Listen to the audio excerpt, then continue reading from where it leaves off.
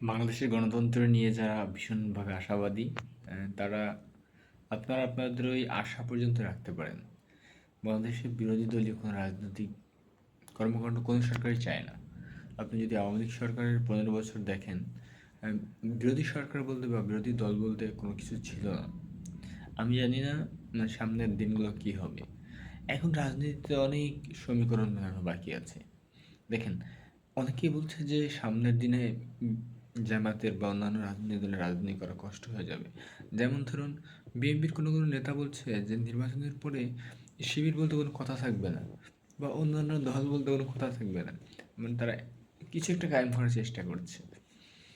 আমি জানি না বাংলাদেশে বহুদলীয় গণতন্ত্রের যে প্রকৃত চর্চা বা আমরা গণতন্ত্র বলতে যেটা বুঝি সেটা কবে বা কোনোদিন হতে পারে কি না। তো রাজনীতি নিয়ে, বাংলাদেশের রাজনীতি নিয়ে খুব একটা কথা বলা যায় না।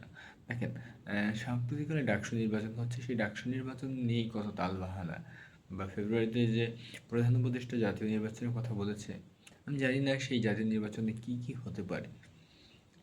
এমনটা হতে পারে যে জাতীয় নির্বাচনে যদি বেশি সংখ্যক সহিংসতা হয় বা মানুষ মারা যায় বা অন্যান্য কিছু ঘটে, গ্যাঞ্জাম ফ্যাসাদ এগুলো ঘটে, তাহলে হয়তো সেনাবাহিনী ক্ষমতা টেক ওভার করতে পারে।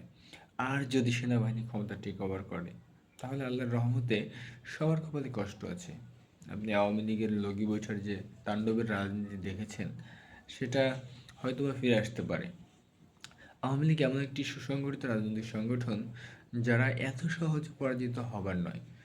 হয়তো তারা রাজনৈতিকভাবে পরাজিত হয়েছে, ক্ষমতাচ্যুত হয়েছে, কিন্তু আপনি অদূর ভবিষ্যতে আওয়ামী লীগের যে মারমুখী রাজনীতি বা তারা 75 পরবর্তীতেই দেখেন, বঙ্গবন্ধু হত্যার পরেই তারা যেভাবে সশস্ত্র সংগ্রাম করেছে, একটা গোষ্ঠী যুদ্ধ করেছে, না জানি এই এত বড় রাজনৈতিক দল শেখ হাসিনা বাংলাদেশের মানুষকে এমনিতে ছেড়ে দেবেন কিনা, তাকে পালিয়ে যেতে হয়েছে, এই বিষয়গুলো আওয়ামী লীগ কীভাবে প্রতিশোধ নেবে আসলে আমার জানা নেই। কিন্তু বাংলাদেশের রাজনীতিতে যে অদূর ভবিষ্যতে খুব একটা ভালো কিছু ঘটবে, সেটা খুব একটা আশা করা যায় না।